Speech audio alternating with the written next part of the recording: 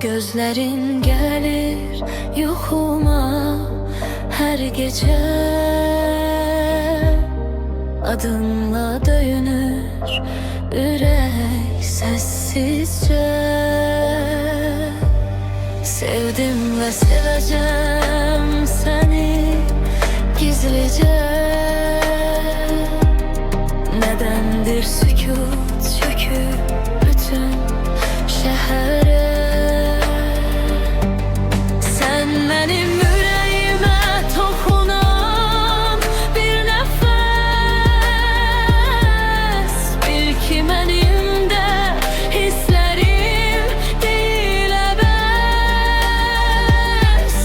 Birce adım gel dokun nefesime. Belki de bu gizli eşk olur bize kafes. Gel, gel yanıma ayrılana kadar, ben yuxudan ayrılana kadar, gelmirim sana kurban olana kadar. Gel bu gece seher açılana kadar.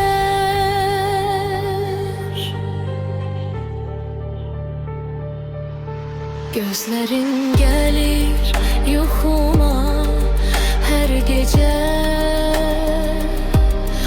adımla döyünür ürək sessizce. Sevdim ve seveceğim seni gizlice. Nedendir sükut çöküp bütün şehre?